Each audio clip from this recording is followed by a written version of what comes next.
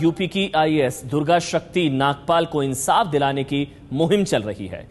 UP में जो दुर्गा शक्ति नागपाल के साथ हुआ, वही जैसलमेर में एसपी के साथ हुआ है। दुर्गा को इंसाफ दिलाने के लिए सोनिया गांधी के सक्रिय होने के बाद हरियाणा के आईएएस अशोक खेमका फिर से चर्चा में आ गए हैं। खेमका ने सोनिया गांधी के दामाद रॉबर्ट वाड्रा के जमीन सौदों की जांच की थी, जिसके बाद उनका ट्रांसफर हुआ। सोनिया गांधी की सक्रियता के बाद अब ये सवाल उठ रहे हैं कि सोनिया गांधी सिर्फ दुर्गा शक्ति नागपाल की बात क्यों कर रही हैं?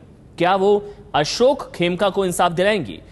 क्या वो जैसलमेर के एसपी पंकज चौधरी के तबादले पर भी अपने मुख्यमंत्री अशोक गहलोत से बात करेंगी?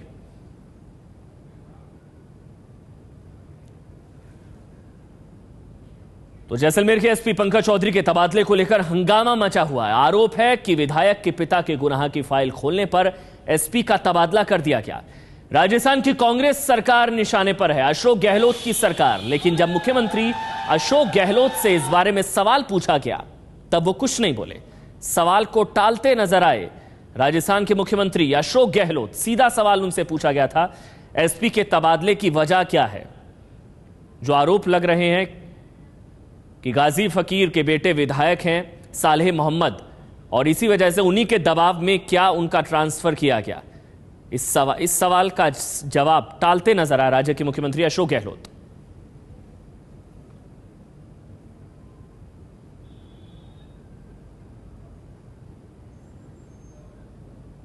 सर, उस पर सर एक एलिगेशन है कि कुछ माफियाओं को सर आपकी सरकार जो है प्रमोट कर रही है, क्या कहेंगे सर?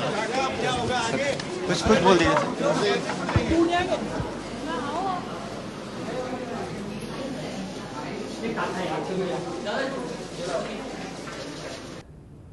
और एबीपी न्यूज संवाददाता मनीष इस वक्त हमारे साथ जुड़ चुके हैं। मनीष, मुख्यमंत्री खामोश है, जवाब देते नहीं बन रहा है शायद। बिल्कुल, बहुत साफ तस्वीरें हैं कि मुख्यमंत्री से सीधा सवाल, लेकिन वो सीधे जवाब देने की बजाय वहां से बिना कोई बात कहे चले गए। आखिर क्या कहेगी सरकार? खुद अशोक गहलोत की सरकार ने ये कदम उठाया और एक कर्तव्यनिष्ठ और ईमानदार अधिकारी को तबादले की सजा दी गई।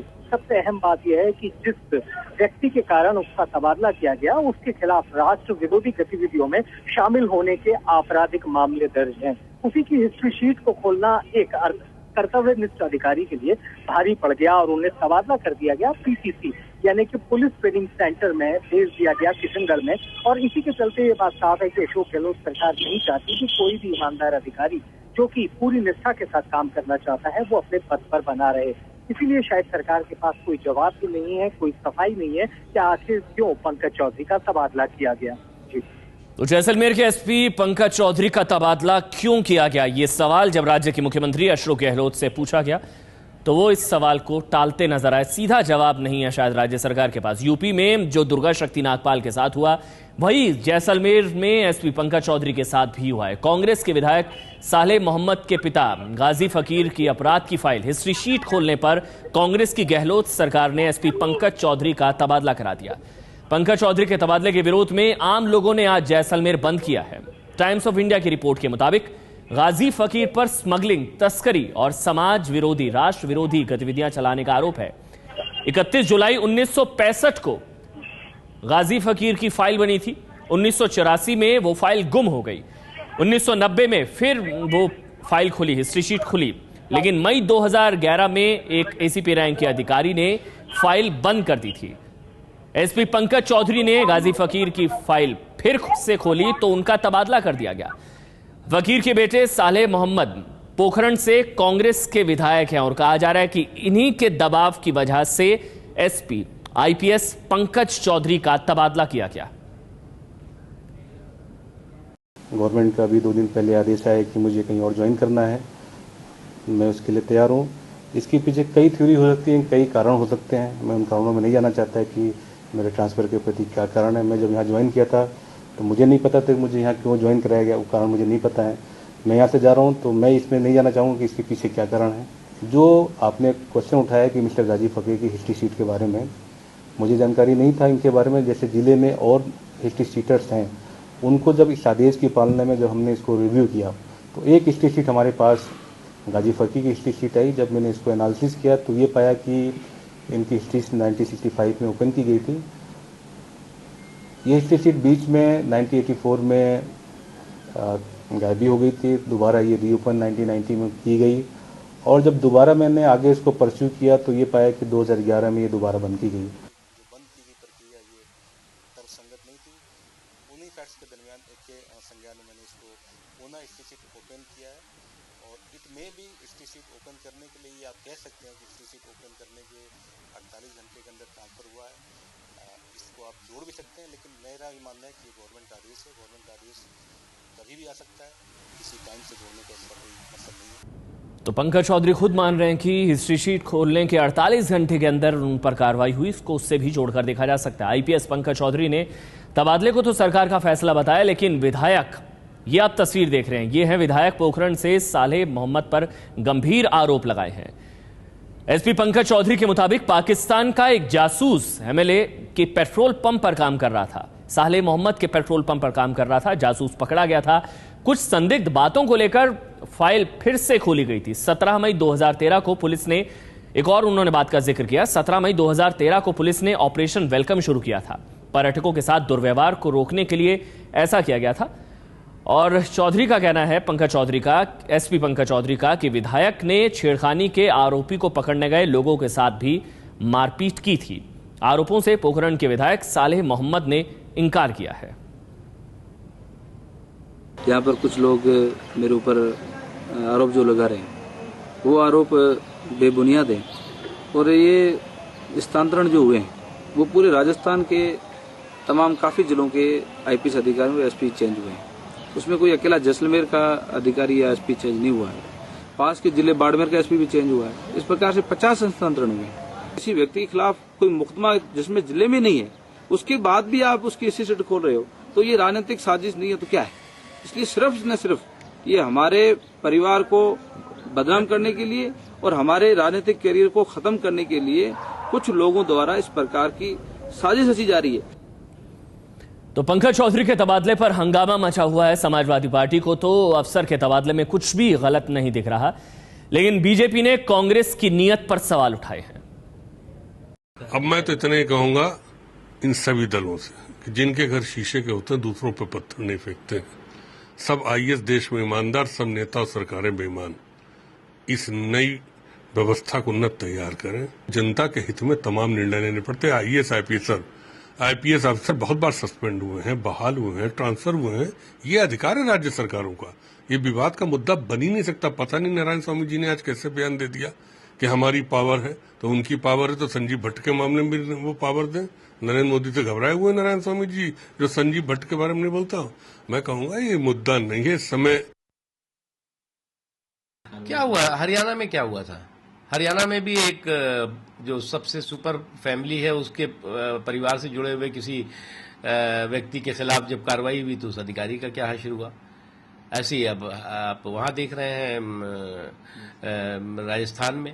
तो ये चीज घटनाएं हैं, इन घटनाओं पे रोक होनी चाहिए। हम इसमें जो है वो राज्यों में भेदभाव नहीं कर रहे हैं। हम तो बहुत ईमानदारी के साथ कह रहे हैं, कहीं पर भी हो, जो कर्मठ अधिकारी हैं, काम करने वाले अधिकारी हैं, अच्छे अधिकारी हैं, उनको सुरक्षा का भी एहसास होना चाहिए और उनको सम्मान का भी एहसास होना चाहिए। तब बेहतर तरीके से राज चल सकता है।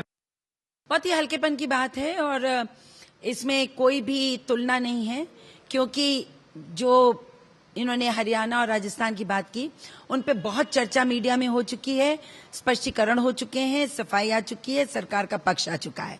उन्हें पारदर्शिता के साथ न्यायपूर्ण निर्णय लेना चाहिए, हटी नहीं होना चाहिए। और दुर्गा शक्ति नागपाल के मुद्दे को लेकर सोनिया गांधी ने चिट्ठी लिखी समाजवादी पार्टी को। सोनिया गांधी की दखल नागवार गुजरी है। समाजवादी पार्टी के सांसद नरेश अग्रवाल ने सोनिया गांधी से 2 और चिट्ठियां लिखने को कहा है। बीजेपी अध्यक्ष राजनाथ सिंह ने भी चिट्ठी लिखने की बात को गलत करार दिया। कांग्रेस कह रही है कि एसपी पंकज चौधरी और अशोक खेमका के मामले दुर्गा शक्ति नागपाल के मामले से अलग है, क्योंकि इनके मामले में जनाक्रोश नहीं था। सोनिया जी को 2 पत्र और लिखने चाहिए। एक हरियाणा में खेमका आईएएस जो सस्पेंड किया गया चीफ मिनिस्टर द्वारा और उनके दामाद वडेरा पे आरोप लगा के किया गया। दूसरा, राजस्थान के चीफ मिनिस्टर ने 2 आईएएस अधिकारी सस्पेंड करे, वो भी जमीन के मामले थे, वहां भी उनके दामाद का नाम आया। तो उनको भी 2 लेटर और लिखने चाहिए प्रधानमंत्री जी को कि उन दोनों मामले में भी कम से कम जस्टिस हो जाए। मेरी तो बिना मांगे सलाह होगी हमारे काबिल मुख्यमंत्री जी को कि एक गलती को जस्टिफाई करने के चक्कर में आप 20 गलतियां करते जा रहे हैं, नई गलतियां करते जा रहे हैं। आप उसको, अभी भी समय है, आप उसको करेक्ट कीजिए। ये सरकार जो है वो एक अराजकता का माहौल खत्म करके एक बेहतर माहौल उत्तर प्रदेश के लोगों को देगी, उसमें वो पूरी तरह से नाकाम हुई है। किसी गलत इंफॉर्मेशन पर कोई निर्णय हुआ है तो उसको सुधारा भी जा सकता है। तो मैं चाहूंगी कि सरकार निष्पक्षता से, खुले मन से इस विषय को पुनर्वलोकन करे। बहुत ही हल्केपन की बात है और इसमें कोई भी तुलना नहीं है, क्योंकि जो इन्होंने हरियाणा और राजस्थान की बात की, उन पे बहुत चर्चा मीडिया में हो चुकी है, स्पष्टीकरण हो चुके हैं, सफाई आ चुकी है, सरकार का पक्ष आ चुका है। उन्हें पारदर्शिता के साथ न्यायपूर्ण निर्णय लेना चाहिए, हटी नहीं होना चाहिए। और यही मुद्दा दुर्गा शक्ति नागपाल के निलंबन का मुद्दा बीजेपी की बैठक में भी गूंजा। आडवाणी के घर आज बीजेपी नेताओं की बैठक हुई, वहां भी दुर्गा शक्ति नागपाल के मुद्दे की गूंज रही। बीजेपी पूरी ताकत के साथ दुर्गा शक्ति नागपाल के साथ खड़ी है। ये उचित नहीं है।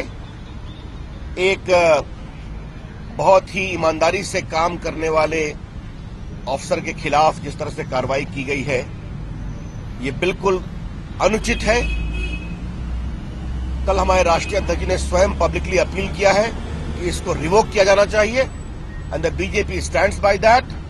The BJP stands with committed bureaucracy who seek to work with dedication and propriety.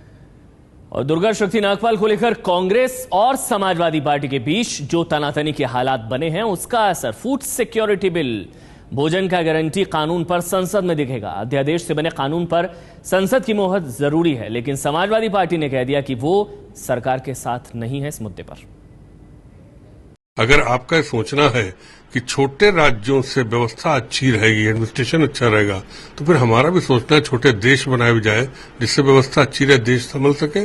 तो इस तरीके की मानसिकता को हम अच्छा नहीं सकते, और समाजवादी पार्टी इसके विरोध में, छोटे राज्यों, छोटे देश के। तो इन सब मुद्दों पे आप लोग आइए, और मैं राजनीतिक दलों से कहूंगा इन मुद्दों पे चर्चा करने के लिए तैयार हो। कल से सत्र शुरू हो रहा है, हम सरकार को घेरेंगे, पूरी तरह सरकार का विरोध करेंगे, और जहां जरूरत पड़ा फूड बिल पे, जैसे नेताजी ने कहा है कि मौजूदा स्वरूप में हम सरकार के खिलाफ वोट भी करेंगे। तो ये हमारी रणनीति है। कहा जा रहा है जो सोनिया गांधी ने चिट्ठी लिखी है दुर्गा शक्ति नागपाल के मुद्दे पर, उसके बाद समाजवादी पार्टी का रुख इतना ज्यादा सख्त हुआ है।